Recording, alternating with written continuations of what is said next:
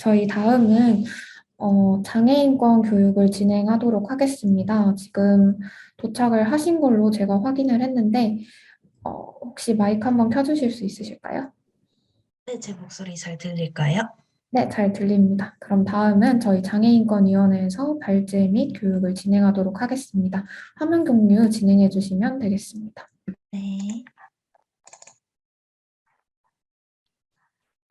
네, 화면 잘 보이시나요? 네, 그러면 먼저 신입생분들 입학을 축하드리면서 장애인권 교육 시작해 보겠습니다. 안녕하세요. 저는 오늘 장애인권 교육을 진행하게 된 장애인권위원회 공동위원장 구도희라고 합니다. 오늘 교육은 연세대학교 장애인권위원회 회원들이 함께 준비하였습니다. 오늘 교육을 위해서 자리를 마련해 주신 상경대, 경영대 학생에 감사의 말씀드립니다. 여러분, 이 교육의 목적이 무엇일까요? 신촌 캠퍼스에는 대략 3만 명의 재학생이 있습니다. 그리고 이 중에는 100여 명의 장애 학생이 존재합니다. 여기서 잠깐 여러분들의 중학교, 고등학교 시절을 생각해 보시길 바랍니다. 성폭력 예방 교육이라든지 학교폭력 예방 교육이라든지 이런 거는 받은 기억이 있지만 장애 인권에 대해서 교육을 받은 적이 있나요? 아마도 없으실 겁니다. 하지만 앞서 말했듯이 대학은 여러분이 지금껏 경험해온 세상과는 차이가 있습니다. 지금 이 시간을 사회에서 장애인을 포함한 다양한 사람들과 함께 살아가는 방법을 배우게 될 시작점으로 생각하며 잘 들어주세요. 네, 이제 본격적으로 장애인권 교육을 시작하겠습니다. 이번 교육은 장애에 대한 이해로 시작하여 장애 학생과 함께하기, 장애인 차별이란 장애학생 안전지침, 연세대학교 장애학생 지원 제도로 마무리됩니다. 먼저 장애에 대한 이해입니다. 여러분들은 장애를 무엇이라고 생각하시나요? 밤샘 과제를 한 탓에 피곤해서 사고 판단이 어려워진다면 장애일까요? 시력이 나빠서 안경을 써야 하는 것도 장애일까요? 우리는 일상에서 무엇을 기준으로 장애를 판단하는 것일까요? 한국장애인차별금지법에서는 장애를 신체적, 정신적 손상 또는 기능 상실이 장기간에 걸쳐 개인의 일상 또는 사회생활에 상당한 제약을 초래하는 상태라고 정의합니다. 이는 장애를 바라보는 여러 관점 중에 의료적 모델이 크게 반영된 것인데요. 이게 무엇인지 좀 더 자세히 알아볼까요? 장애를 바라보는 관점으로는 크게 의료적 모델, 사회적 모델, 현상학적 모델 이렇게 세 가지가 있습니다. 의료적 모델은 장애를 개인의 문제, 즉 개인의 질병으로 보고 치료를 목적으로 하는 관점입니다. 이 관점은 영구적 장애를 배제해버리는 문제가 있습니다. 이런 문제점을 보완하기 위해서 나온 모델이 바로 사회적 모델인데요. 사회적 모델은 장애는 사회의 문제다라고 보는 관점입니다. 환경적 요인이 장애를 만든다라는 것인데요. 점자로 된 강의 교재가 없는 환경이 수업에서의 시각 장애를 만든다라는 것이죠. 그리고 현상학적 모델은 사회적 모델의 한계를 지적하기 위해서 나왔습니다. 예를 들어서 어떤 건물에 엘리베이터와 경사로가 있긴 하지만 붐빌 때는 아무도 엘리베이터를 양보하지 않아서 실제로는 쓸 수 없는 경우가 있습니다. 외부 환경에 변화가 있어도 장애 당사자로서 살아가는 것의 어려움 또는 만성적인 통증 자체는 여전히 존재합니다. 이처럼 장애는 경험으로 구성된다고 하는 것이 현상학적 모델입니다. 장애 혹은 장애 기준은 시대에 따라서 변하며 누구를 장애인으로 규정할지는 그 기준에 따라서 다릅니다. 실제로 국가마다도 되게 다양한데요. 스웨덴에서는 의사소통이 어려운 외국인을 사회적 장애로 분류하기도 합니다. 그리고 곧 교통사고를 당한 후 재활치료 기간 동안 일시적으로 장애를 인정해주는 나라도 있습니다. 그래서 저는 장애를 누군가의 특성이 아니라 특정한 환경에서 겪게 되는 경험이라고 말하고 싶습니다. 그렇다면 대체 어디서부터 어디까지를 장애라고 얘기할 수 있는 걸까요? 단언하기는 어렵지만 언제든 상황과 그에 따른 경험에 따라서 달라질 수 있다고 말씀드릴 수 있겠습니다. 다음으로는 장애 학생과 함께하기입니다. 이 부분에서는 장애, 정상, 비장애, 역차별에 관해서 이야기하고 장애 학생과 함께 생활하면서 알아야 할 부분을 다루겠습니다. 장애의 반대말은 정상이 아니라 비장애입니다.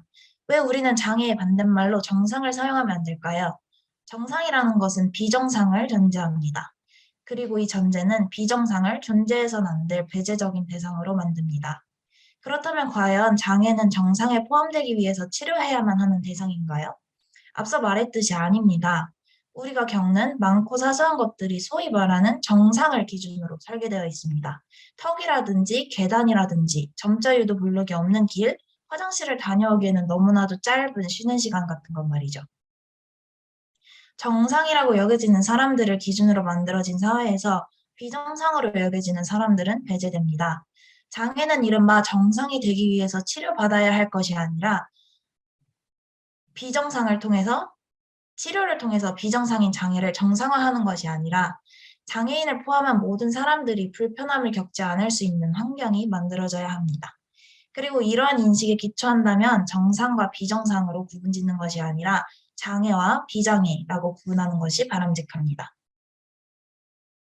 장애인을 위한 제도나 시설이 필요하다고 목소리를 낼 때마다 비장애인에 대한 역차별이 아닌가요? 라고 주장하는 사람들이 있습니다. 예를 들어서 학교 대동제 때 장애 학생석이 VIP석처럼 무대 근처에 설치되는 것이 역차별이자 특혜라는 것입니다. 하지만 장애 학생석이 무대 근처에 설치되는 이유는 이곳이 노천극장의 유일한 평지구역이기 때문입니다. 환경이 장애를 만든다라고 말했던 거 기억하시나요? 장애인을 위한 제도나 시설은 환경 때문에 장애를 가지게 된 사람들의 권리를 보장하는 수단입니다. 그리고 더 나아가서 장애인을 포함한 모두가 기본적인 권리를 항상 누릴 수 있도록 하는 과정이기도 합니다. 장애에 대한 이해 부분에서 얘기했듯이 모든 개인은 상황에 따라서 장애를 겪을 수도 겪지 않을 수도 있습니다. 그리고 장애인 또한 같은 유형으로 나뉜다고 하더라도 장애 정도나 개인마다 겪는 고통은 다 다르기 때문에 기존에 유형화되어 있던 장애인뿐만 아니라 노인이나 임산부 같은 모든 약자를 고려한 유니버설 디자인과 제도를 채택하여서 모두가 기본적인 권리를 항상 누릴 수 있도록 해야 합니다. 그렇다면 여러분들과 제가 일상생활에서 장애 학생과 함께 하려면 어떻게 해야 할까요? 먼저 지체장애하고와 대화할 때는 눈높이를 맞추고 대화하는 것이 좋습니다. 그리고 그들이 문을 지날 때나 엘리베이터를 탈 때는 문을 열어주고 먼저 양보해 주는 것이 좋겠습니다. 같이 식사하러 갈 때는 휠체어가 들어갈 수 있는 곳인지 확인해 주세요. 장애인권위원회가 제55대 총학생회 메이트와 협력해서 만든 신촌 캠퍼스 베리어 프리 지도, 그리고 장애인권 동아리 게르니카에서 제작한 신촌 지역 베리어 프리 지도를 참고해 주세요. 각 자료는 장애인권위원회 그리고 게르니카 페이스북 페이지에서 확인하실 수 있습니다. 시각장애 하고의 경우에는 상대방의 얼굴이 잘 보이지 않을 수 있으므로 대화할 때 자신의 이름을 먼저 밝혀주세요. 함께 이동할 때는 자신의 팔꿈치 부분을 잡도록 하고 장애물이나 방향 같은 거를 이것, 저것 이런 지시어가 아니라 계단이 왼쪽에 있고 경사로가 오른쪽에 있다라는 식으로 구체적으로 설명해 주세요. 함께 식사할 때는 메뉴나 반찬으로 무엇이 나왔는지, 온도는 어떠한지, 그릇과 수저는 어디에 위치해 있는지를 알려주세요. 청각장애 하고와 이야기할 때는 입모양을 볼 수 있게 얼굴을 마주보며 크고 분명하게 말해주세요. 걸어갈 때 뒤에서 부르면 듣지 못할 수도 있으니 당황하거나 답답해하지 마시고 팔을 툭툭 치거나 앞으로 와서 얼굴을 보여주시면 좋겠습니다. 그리고 시끄러운 장소는 청각장애인에게 큰 부담이 될 수 있으니 식사 장소는 가능하다면 조용한 곳으로 선정하는 것이 좋습니다. 발달장애하고는 대화할 때 경청해 주시고 간결하고 확실하고 쉬운 단어를 사용해 주세요. 하고가 낯선 상황에서 예상치 못한 행동을 보일 수도 있는데 당황하지 말고 침착하게 대처해 주세요. 그리고 평소와 달리 갑작스러운 위기 상황에서는 순간적인 대처가 어려울 수 있으므로 직접 위험에서 벗어날 수 있도록 유도해 주세요. 다음으로 장애 학생들과 수업을 들을 때 주의해야 할 점에 대해서 말씀드리겠습니다. 장애 학생들은 대필 지원 학생의 지원을 받아서 수업에 참여하는 경우가 많습니다. 특히 청각장애 학생들은 전문 속기사의 지원을 받기도 하는데요. 그리고 지체장애 학생들은 높낮이 책상을 이용하는 경우가 많습니다. 그러니 강의실에 높낮이 책상을 함부로 옮기지 마시고 속기를 제공할 때 타자 소리가 조금 시끄럽게 느껴지더라도 이해해 주시면 좋겠습니다. 이는 장애 학생들의 가장 기본적인 학습권 보장을 위한 것이니까요. 그리고 비대면 수업을 하는 경우 줌을 많이 이용하게 되실 텐데요. 청각장애 학생의 경우 입모양이 보이지 않으면 소통이 어렵기 때문에 비디오를 꼭 켜주실 것을 당부드립니다. 이는 조별 과제를 할 때도 해당하고요. 그 밖의 내용은 장애학생 지원센터의 홈페이지 지원 인력 가이드라인을 참고해 주세요.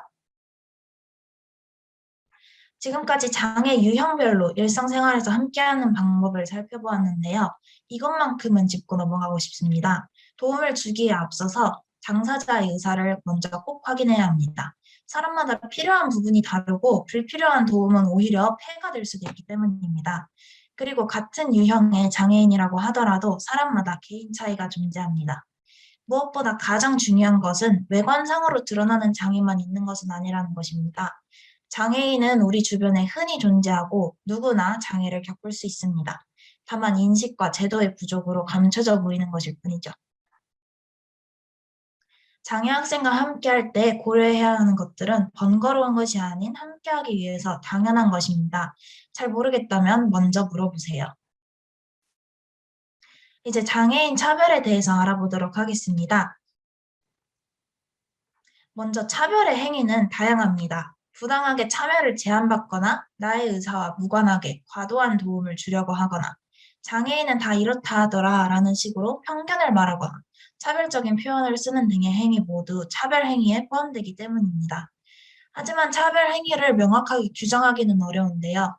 일상 속에서 눈치채지 못할 만큼 수많은 차별이 섞여 있기도 하고 어떤 사람은 차별을 느끼지 않더라도 또 다른 사람은 차별이라고 느낄 수도 있기 때문입니다.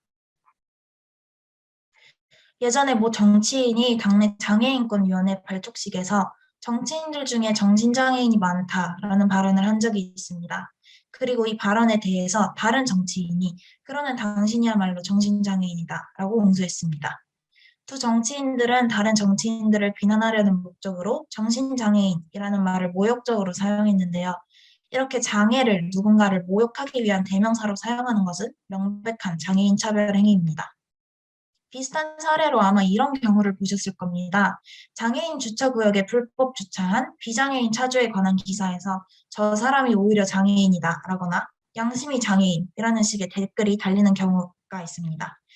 이 역시 앞 사례와 마찬가지로 한 사람을 부정적으로 평가하기 위해 장애인이라는 단어를 사용한 대표적인 차별 사례라고 할 수 있습니다. 이번엔 표현에 관한 이야기입니다. 대표적인 장애인 비하 표현으로는 병신이라는 단어가 있습니다.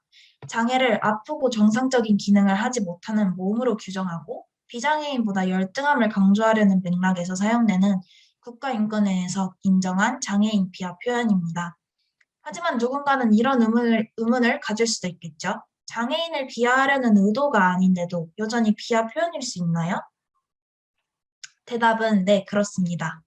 누군가가 가볍게 병신이라는 말을 쓸 때 그 말을 듣는 사람은 의도가 무엇이었든지 간에 병신이라는 표현에 상처받을 수 있습니다. 장애는 질병과 전혀 무관한 것이 아니기 때문에 평생 혹은 자주 이 비하의 의미를 은연중에 내포한 병신이라는 것을 계속해서 경험해 왔을 수 있으니까요. 만약 경험하지 않아서 공감할 수 없다면 여러분의 어떤 말로 상처받은 누군가가 없었는지 주위를 살펴보고 고민해 보시길 바랍니다.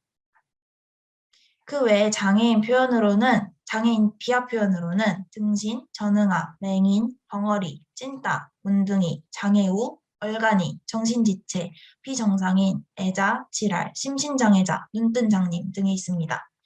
각각의 이유를 설명하기에는 시간이 충분치 않은 점이 너무나도 아쉽네요. 이 표현들은 비하적인 의미를 모두 제거하고 보면 대부분 장애인이라는 단어로 대체할 수 있죠. 장애 비하 표현적인 표현들에 대해서 자세히 알고 싶으신 분은 장애인권위원회 페이스북 페이지에 있는 글을 참고하시면 될 것 같습니다. 장애인 당사자들 중에 이런 말을 장애 차별적인 표현이라고 생각하지 않는 사람이 있더라도 사회적으로는 부정적으로 묘사되어 온 경향이 있기 때문에 차별적인 표현이다라고 알아주시면 좋겠습니다. 다음으로 말씀드리고 싶은 내용은 장애는 영감의 대상이 아니다라는 것입니다. 장애를 극복했다고 여겨지는 사람에게 감명받는 콘텐츠가 미디어에 수도 없이 등장하는데요. 사람들은 이런 사례를 보고 장애인이 장애를 극복했다며 감동합니다. 그리고 자신이 장애인과는 다르게 건강한 몸으로 살아갈 수 있다는 사실에 감사함을 느낍니다. 여기 있는 사진처럼요. 그러나 이런 감동에는 장애인이 열등하고 힘든 존재다라는 인식이 깔려 있습니다. 따라서 장애인의 삶에 감동하거나 영감을 느끼는 것은 교묘한 장애인 차별이 될 수 있습니다. 쉽게 풀어서 얘기하자면 대부분의 사람들은 장애인들을 감동을 주는 대상으로만 경험해 보았기 때문에 이런 극복의 사례를 보고 감동한 것입니다. 장애가 힘들고 나쁜 것이라는 고정관념을 갖고 있기 때문에 장애인을 특별하게 바라보는 거죠. 하지만 저는 장애는 그저 자연스러운 것이고 극복해야만 하는 것이 아니기 때문에 장애를 이유로 해서 영감을 받을 필요는 없다고 말하고 싶습니다. 혹시 이에 대해서 더 자세히 알고 싶다면 작가이자 코미디언인 스텔라 영의 대단히 감사합니다만 저는 당신의 영감거리가 아니랍니다. 라는 테드 강연을 참고해주세요. 유튜브에 찾아보면 있습니다. 장애 비하 표현 말고도 흔히 할 수 있는 말실수가 있습니다. 이 말들은 모두 장애 학생들이 대학을 다니면서 실제로 경험한 사례들인데요. 장애 학생과 함께하면서 앞으로라도 조심했으면 하는 발언을 모아봤습니다. 너 정도면 장애 편의 지원을 안 받아도 되지 않느냐 합니다. 혹은 휠체어 사용 장애인에게 넌 다리 안 아프니까 좋겠다라고 하거나 청각 장애인에게 시끄러우면 보청기를 빼라고 안 들리니까 나중에 한꺼번에 정리해주겠다고 할 때도 있었습니다. 대학을 편하게 왔다고 말하기도 하고 군대 안 가는 사람에게 너 장애냐고 되물을 때도 있었습니다. 이런 말들은 듣는 사람에게 상처가 될 수 있으니 주의해 주시고 주변에서도 이런 말이 들린다면 꼭 적극적으로 지적해주면 좋겠습니다. 다음은 장애 학생 안전 지침인데요. 대면 수업을 할 때를 대비해서 알아둘 필요가 있겠죠. 위험 상황에서 장애 학생들도 함께 안전히 대피할 수 있도록 몇 가지를 얘기해 보겠습니다. 먼저 대피 유도자라는 개념이 있는데요. 대피 유도자는 특정한 사람이 아니라 위험 상황에서 장애인과 함께하는 누구든지 될 수 있습니다. 따라서 비장애인도 장애인의 대피 방법을 알고 있어야 합니다. 먼저 비상벨을 빨리 눌러서 주위에 도움을 요청하고 휠체어 탈출구 확보를 위해서 비상구를 열어야 합니다. 이동이 어려운 사람이 있다면 커튼이나 침대 시트 같은 걸로 들어서 옮기는 방법도 있습니다. 구체적으로 대피 유도자는 위험 상황이 발생했을 때 다음과 같이 행동해야 합니다. 먼저 지체 장애인의 경우 휠체어 등의 보장구가 대피로를 차단할 수 있기 때문에 주변 여유 공간을 최대한 확보해야 합니다. 시각장애인의 경우 대피 유도자의 팔을 잡을 수 있도록 하는 것이 좋습니다. 그리고 상황과 대피 경로, 장애물 위치 같은 거를 지시대명사 사용을 최소화하면서 정확히 설명해야 합니다. 청각장애인의 경우 사이렌 소리나 웅성거리는 소리를 듣지 못해서 상황 판단이 늦을 수도 있으니 여러 방법으로 주의를 돌려야 합니다. 그리고 비상구를 가리켜 대피할 방법을 알려주는 등 정보를 시각적으로 안내해야 합니다. 발달장애인의 경우 쉬운 말로 상황과 대피 방법을 설명하고 설명이 어렵다면 위험에서 벗어나도록 직접 유도해야 합니다. 마지막으로 신속하게 대처하는 것도 중요하지만 그 전에 당사자에게 어떤 도움이 필요할지 꼭 물어봐 주세요. 더 자세한 내용은 장애인권위원회 페이스북 페이지에 게시되어 있으니 많은 참고 부탁드립니다. 이번에는 연세대학교의 장애학생 지원 제도에 대해서 소개드리겠습니다. 장애학생 지원센터에서는 교육 편의 지원 연계, 기숙사 생활 지원 등 장애학생들에게 다양한 편의 지원을 제공하고 있습니다. 장애학생 지원센터는 신촌 캠퍼스 학생회관 203호에 있으니 혹시 도움이 필요한 친구가 있다면 알려주세요. 갑자기 부상을 당해서 일시적으로 휠체어가 필요할 때도 찾아가시면 도움받으실 수 있습니다. 그리고 장애학생 지원센터 홈페이지에도 장애학생들이 받을 수 있는 편의 지원 종류 안내, 휠체어로 접근 가능한 강의실 정보, 신촌 캠퍼스 배리어 프리 지도 등 유용한 정보가 많이 올라와 있으니 참고해주세요. 장애학생 지원센터의 대표적인 지원 제도는 교육인력 지원 제도인데요. 함께 수업을 듣거나 강의실 이동을 지원해주면서 장애학생과 친해질 수도 있고 센터 사무실에서 한글 파일 대체 교재를 만들면서 근로장학금이나 봉사 시간을 받을 수 있는 활동입니다. 오는 2월 21일부터 1학년을 대상으로 장애학생 교육인력 지원을 모집하니 많은 관심 부탁드립니다. 자세한 모집 내용은 장애학생 지원센터 홈페이지에서 확인하실 수 있습니다. 네, 이제 거의 끝나가는데요. 연세대학교 장애인권 동아리 게르니카를 소개하겠습니다. 게르니카는 1996년에 만들어진 국내 대학 최초의 장애인권 동아리인데요. 청각장애 학생과 휠체어 이용자를 위해서 캠퍼스 곳곳에 블록거울 설치를 요청하여 실제로 설치가 되었습니다. 이는 비장애인 학생들에게도 도움이 되고 있고요. 그리고 위에이블이라는 단체와 협업해서 성수동 베리어 프리 지도를 만들기도 했습니다. 그 외에도 장애인 인권에 대한 생각과 경험을 담은 문집 누덕누덕을 발간하기도 했습니다. 지금은 게르니카가 활동을 중단한 상태이긴 하지만 페이스북 페이지에 신촌지역 베리어 프리 맵을 포함한 다양한 자료가 올라와 있으니 참고해주세요. 네, 다음으로는 연세대학교 장애인권위원회에 대해 소개해드리겠습니다. 장애인권위원회는 총학생회 산하에 있는 학생단체이고 게르니카보다는 공식적인 위치에서 장애 학생들이 겪는 문제들을 해결하기 위해 노력해왔습니다. 시각장애 학생의 투표권을 보장하기 위해서 점자 투표 용지를 만들고 전자투표 음성 지원 협의를 하는 등 학내 선거 과정에서 장애 학생이 참여할 수 있도록 노력하고 있어요. 앞으로 여러분께서 이용하실 리프트 셔틀버스를 도입하기 위해서 학교에 지속적으로 요구를 해오기도 했습니다. 그리고 장애 학생들의 학내 학생 참여를 위해서 각종 협의를 진행하고 있습니다. 장애인권 문화제도 8년째 열고 있고요. 물론 저희도 지금 하고 있는 것처럼 딱딱한 교육만 하는 것은 아니고 즐겁게 놀기도 합니다.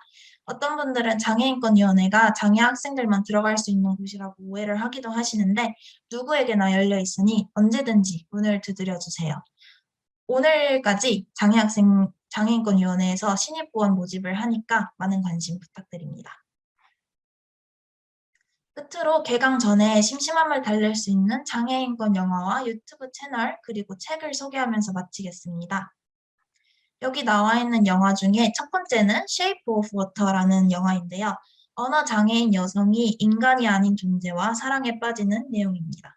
장애인, 여성, 흑인, 성소수자 등 다양한 소수자들을 보여주는데요. 장애 여성의 성적 주체성이 영화 전반을 이끕니다. 어른이 되면이라는 영화는 시설에 살던 발달 장애인 동생과 시설 밖에서 함께 살아가기로 결심한 비장애인 언니에 대한 이야기를 다룹니다. 두 개의 빛이라는 영화는 사진 모임에서 만난 두 시각장애인의 이야기를 담은 단편 영화입니다. 중도 장애인의 장애 정체화를 세밀하게 묘사했다는 평가가 있습니다. 유튜브 중에서는 불러라 구르님이라는 유튜버가 있는데요. 지체장애를 가진 유튜버입니다. 구르님의 다양한 일상 영상들을 업로드하고요. 그리고 원샷 한솔님이라는 유튜버는 시각장애를 가진 유튜버입니다. 도서 중에서는 실격당한 자들을 위한 변론이라는 책을 추천드리고 싶은데요. 잘못된 삶 소송을 중심으로 지체장애 변호사분이 풀어나가는 삶의 이야기입니다. 나는 태어나지 말았어야 했을까? 라는 생각을 해봤을 청년들이 읽으면 정말 좋은 책입니다. 그리고 어쩌면 이상한 몸이라는 책이 있는데요. 사회가 정한 정상에서 벗어난 장애 여성들의 여러 가지 이야기를 담은 책입니다. 유튜버 구름님과 실격당한 자들을 위한 변론의 작가 김원영님은 EBS 프로그램 배워서 남줄랩에도 나오셨습니다. 이것도 재밌으니까 한번 찾아보세요. 아직 시간이 조금 남았는데 혹시 질문 있으신 분이 있을까요?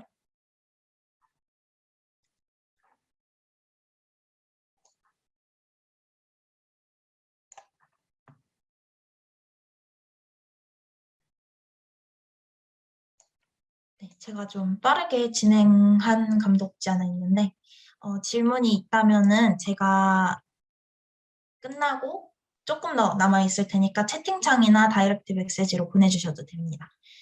그러면 여태까지 진행한 내용을 두 줄로 요약하고 마무리해 보겠습니다. 첫 번째로 장애는 특성이 아니라 경험입니다. 두 번째로 어떤 사람이 장애를 경험하게 되는 특정한 환경만이 있을 뿐입니다. 네, 준비한 내용은 여기까지입니다. 지금까지 발제를 들어주셔서 감사합니다.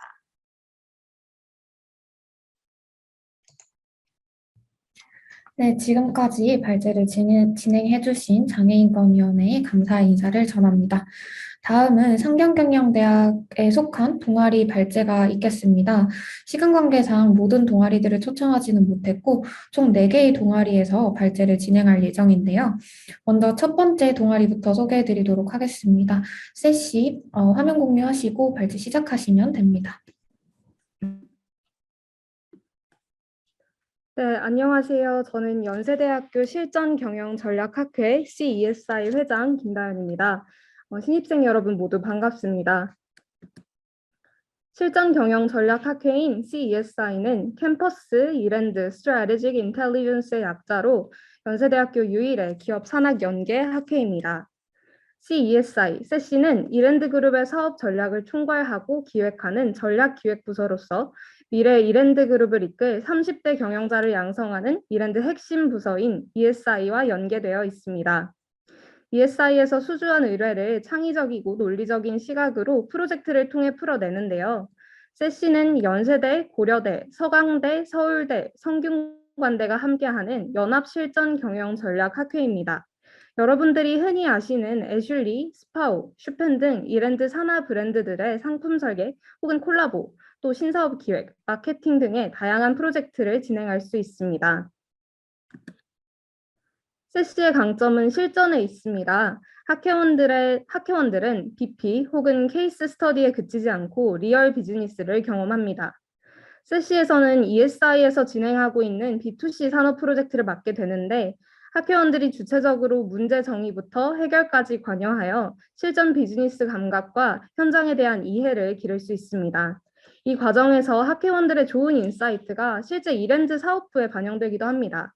여러분들이 아시는 스파오의 해리포터 콜라보 잠옷 혹은 뉴발란스의 푸퍼 패딩 모두 연대 세시의 프로젝트가 실제 사업부에 반영된 좋은 사례입니다. 세시에서는 다양한 기회가 주어집니다. ESI의 강점 검사 등을 통해 프로젝트 역량을 확인하고 이 강점을 기반으로 가장 잘 수행할 수 있는 포지션으로 프로젝트에 배치됩니다. 또한 ESI 현직 인사팀으로부터 받는 진로 멘토링의 기회가 제공됩니다. 또 4학년 1학기 이상이신 수료자분들을 대상으로는 이랜드 전략기획본부 정기 채용에서 면접 전형을 면제받을 수 있습니다. 학회원들은 한 학기 동안 크게 교육 세션, 연습 프로젝트, 실전 프로젝트와 최종 페스티벌, PM스쿨의 커리큘럼을 거치게 됩니다. 교육 세션을 통해 실제 산업에서 쓰이는 비즈니스 툴을 ESI 현직자분께 배우고 이를 바탕으로 연습 프로젝트와 실전 프로젝트를 진행합니다. 신입 학회원들은 시니어 학회원분들과 함께 건설, 유통, 외식, 호텔, 패션, 그리고 소상공인 등 다양한 분야 중 여러분들이 원하시는 관심 분야의 팀에서 활동하게 되는데요. 실전 프로젝트에서는 ESI의 지원을 받아 사업 현장 조사, 소비자 인터뷰와 같은 다양한 전략 수립 활동이 이루어집니다. 한 학기 동안 열심히 준비한 실전 프로젝트에서는 5개의 연합대학이 한 자리에 모이는 최종 페스티벌에서 그 대단원의 막을 내리게 되는데요. 이랜드 전략기획본부의 임원분들이 팀별로 발표한 결과물을 직접 평가합니다. 각 팀들의 수상 결과를 종합해서 정해지는 학교별 최종 우승 결과로 지난 학기 연세대 세시가 3학기 연속 종합 우승을 차지했습니다. 최종 페스티벌이 끝나면 방학 기간 동안 학회원들은 PM스쿨을 통해 프로젝트 매니저로서의 역량을 기르게 됩니다.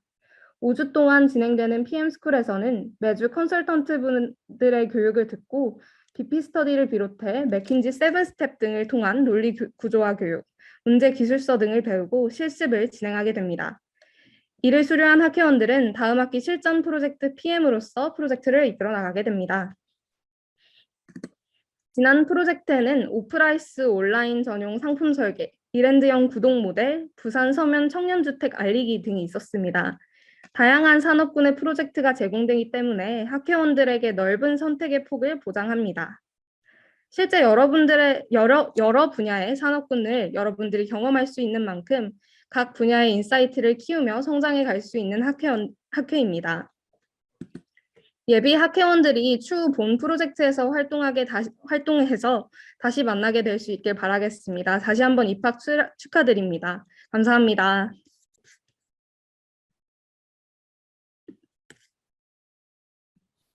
네, 감사합니다. 다음 두 번째 동아리 발제 진행하도록 하겠습니다. 피버 화면 공유 시작하시고 발제 진행해 주시면 되겠습니다. 네, 안녕하세요. 저희는 연세대학교 상경경영대 K-팝 댄스 동아리 피버이고요. 회장 김지수입니다.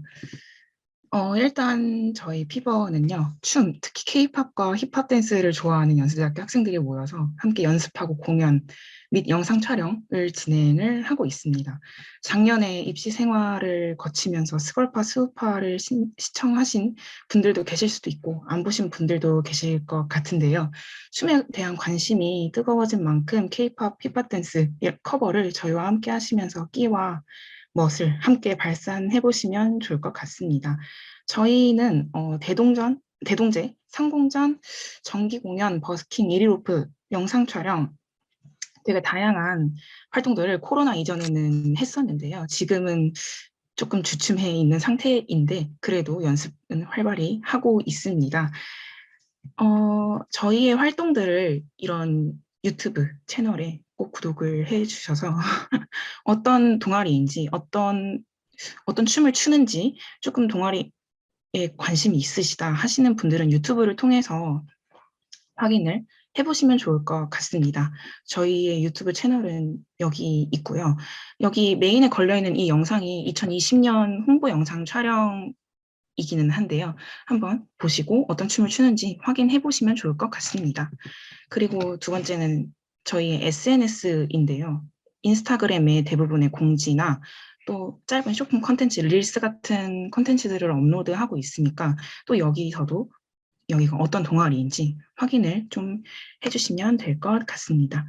그리고 리크루팅 소식이나 뭐 공연 이런 것들 소식들도 다 이 SNS에 올라갈 테니까요. 관심이 있으신 분들은 바로 팔로우 해주시면 감사하겠습니다.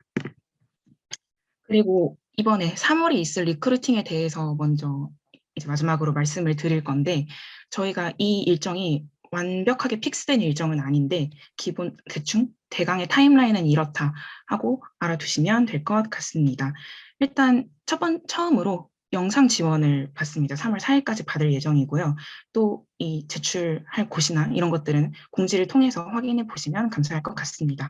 그래서 합격자 발표를 먼저 한 뒤에 2차로 면접이 진행될지 대면으로 또 오디션이 진행될지는 아직 임원들끼리 이렇게 논의가 끝난 상황이 아니어서 이렇게 일정은 이렇게 돼 있고요. 확인해 보시면 감사할 것 같습니다. 기타 문의 사항은 저희 인스타그램 DM을 통해서 연락 주시면 될 것 같고요. 네, 신입생 여러분들 입학 정말 축하드리고요. 네, 저희는 이만 소개 여기까지 하도록 하겠습니다. 감사합니다. 네, 감사합니다. 다음은 SBA에서 발제 진행하도록 하겠습니다. 화면 공유해 주세요.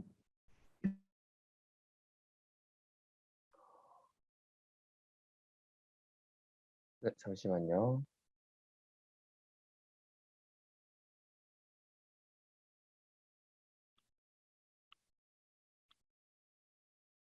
네, 다들 보이시나요? 네, 저는 SBA라는 학회 회장을 맡고 있는 18학번 연세대학교 윤혁준이라고 합니다. 저희는 서울대, 연세대, 고려대학교 세 학교가 모인 연합 글로벌 경영 학회이고, 2004년에 시작을 해서 현재 약 18년, 19년째 이어져 오고 있는 학회입니다.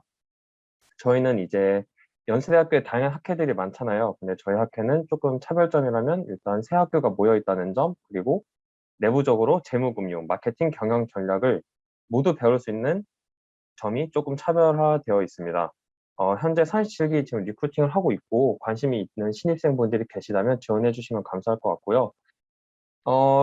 저희 학회는 이제 보통 뭐를 하냐면 학회가 시작을 하고 약 5주 동안은 각 팀에서 활동을 하면서 재무금융이든지 마케팅이든지 경영 전략 등을 공부를 하게 되고 마지막 3주 동안은 기업이랑 연계를 해서 산학 협력을 진행하게 됩니다.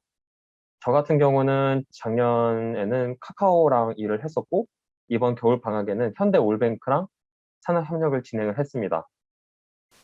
학교에서 배우는 것들도 정말 많지만 학회하면서 배우는 게 진짜 많기 때문에 개인적으로 특히 상경경영대 여러분들에게는 학회 하나는 꼭 하는 것을 추천을 드리고요.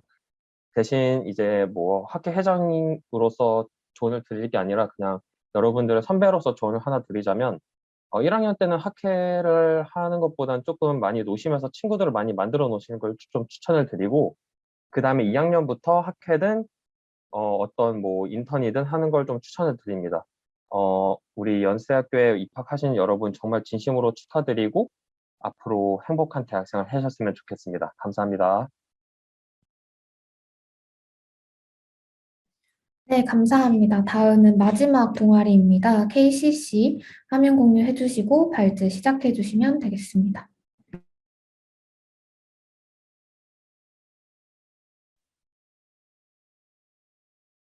네, 안녕하세요. 저희 한국창경학회 KCC에서는 59기 신입부원을 모집하고 있습니다. 지금부터 5분간 동아리 설명이 있을 테니 집중해서 들어주시고 많은 지원 부탁드립니다. 경영학과 나오면 뭐 할 수 있어요? 아마 우리 새내기 여러분도 하고 있을 고민일 텐데요. 여기 직접 답변을 달아주신 경영학과 선배님이 계십니다. 난 졸업하고 트럭이나 몰려고 한다. 절에나 들어가라. 네, 결국 선배님께서는 졸업하고 3년 뒤 전설의 MBC 아나운서가 되셨습니다. 이분이 바로 저희 YKCC의 학술부장이셨던 오상진 아나운서인데요. 오상진 선배님 피셜 KCC 활동을 하면서 대학생활에서 가장 소중한 친구들을 만들었다고 하실 정도로 저희 KCC는 화목하고 유서 깊은 동아리라는 점 기억해 주세요. 자, 지금부터는 KCC에 대해 본격적으로 소개해 드리겠습니다. K, Korean, C, Commercial Economy, C, Conference, 즉 한국 상경학회는 1963년부터 지금까지 무려 59년의 전통을 가지고 있고요. 연세대, 고려대, 동국대, 성균관대, 숙명여대, 이화여대 이렇게 총 6개 대학교의 연합 경제경영학술 동아리입니다. 저희 KCC는 매주 본부 집회와 지부 집회를 각각 진행하고 있습니다. 우선 왼쪽에 나와 있는 본부 집회의 경우 매주 수요일 저녁에 진행되고 앞서 말씀드린 그 6개 대학이 모두 모여 함께 학술활동을 하는 시간입니다. 대표적인 활동으로는 5분 스피치 대회, 마케팅 전략 수립, 그리고 사업 계획서 발표 등을 하는 심포지엄이 있습니다. 참여 여부는 자율이지만 타 대학 학생들과 추억을 쌓고 싶다면 참여를 적극 추천합니다. 오른쪽에 있는 가장 중요한 지부 집회는요. 매주 목요일 저녁 오직 연세대 KCC 멤버들만 참여하는 집회입니다. 알찬 학술활동뿐만 아니라 다양한 인적 네트워크와 같은 학교 학생들을 사귈 수 있는 기회까지 모두 챙겨갈 수 있습니다. 지부 집회는 반드시 참여해야 한다는 점 기억해 주세요. YKCC의 학술활동에 대해 더 자세히 설명해 드리겠습니다. 먼저 작년에 진행한 학술활동을 말씀드리면 우선 경제 도서를 읽고 팀별 내용 발표 및 주제 토론, 현재 이슈와 책 내용을 연관시킨 응용 토론까지 진행한 펀더멘털 활동이 있었습니다. 일례로 케인즈 경제 이론을 활용해 재난지원금 찬반 및 대응책에 대해 열띤 토론을 하기도 했습니다. 또한 59년의 전통을 지닌 만큼 저희 YKCC의 선배님들은 현재 사회 각계에서 활발히 활동 중이신데요. 그중 국내 대기업, 금융공기업, 로스쿨, 자산운용사 등에 진출해 계신 선배님들의 강연을 통해 진로를 탐색하는 뜻깊은 시간을 갖기도 했습니다. 마지막으로 주어진 기업 정보를 하나의 슬라이드에 시각화하는 기업 구조화 연습과 비즈니스 케이스 스터디를 진행했습니다. 올해 같은 경우에는 다양한 경제 경영 주제 중 하나를 집중 조사 및 발표하는 미니 심포지엄, 또 현재의 경제 이슈들을 주제로 한 경제 디베이트, 미리부터 금융시장과 관련된 여러 개념과 추세, 기업 현황 등을 익힐 수 있는 모의 투자와 마지막으로 경영 전략 분석 활동 등 보다 알찬 활동들을 진행할 예정입니다. 이 밖에도 시험 기간에는 자율적으로 참여하는 줌스터디와 오프라인 스터디, 방학 중에는 공모전 크루 모집과 자격증 스터디 등의 활동을 운영하면서 새내기 여러분들의 1년을 책임질 예정입니다. 그런데 잠깐, 그럼 대체 언제 놀아? 라고 생각하지 않으셨나요?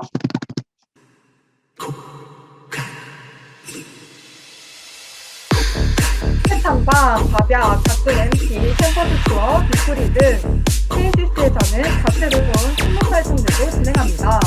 물론 방역 수칙도 엄격히 준수하면서 진행할 예정입니다. 그럼 지금까지의 저희의 소개를 통해 YKCC에 관심이 생기셨다면 지금 보이는 화면을 캡처 또는 카메라로 찍어주세요. 물론 에브리타임 홍보 게시판과 저희 공식 인스타그램에도 설명글이 올라갈 예정입니다. 59기 모집 일정과 지원 방법, 활동 기간은 다음과 같습니다. 특히 3월 2일 6시에 줌 설명회가 진행될 예정인데요. 설명회에 참여하신 분들은 서류 가산점을 얻으실 수 있다는 점 기억해 주세요. 더 궁금한 점이 있으신 분은 맨 아래 연락처로 언제든 편하게 문의해 주시면 됩니다. 이상 KCC 59기 스텝단이었습니다. 들어주셔서 감사합니다. 네, 여기까지 저희 동아리 발제까지 모두 진행 완료하였습니다. 오늘 교육 OT는 여기서 마무리할 예정이고요. 저희 19일 토요일과 20일 일요일에는 오후 2시부터 5시까지 상경영양대학 비상대책위원회에서 진행하는 OT를 진행할 예정입니다. 이때도 줌 링크 배부해 드릴 테니까 같은 시간에 많은 참여 부탁드립니다. 참고로 토요일과 일요일은 같은 내용으로 진행되기 때문에 중복 참여는 조금 어렵다는 점 참고해 주시면 감사하겠습니다. 네, 오늘 교육 OT 듣느라 모두 수고 많으셨고 다들 이제 줌 링크 나가보셔도 좋을 것 같습니다. 감사합니다.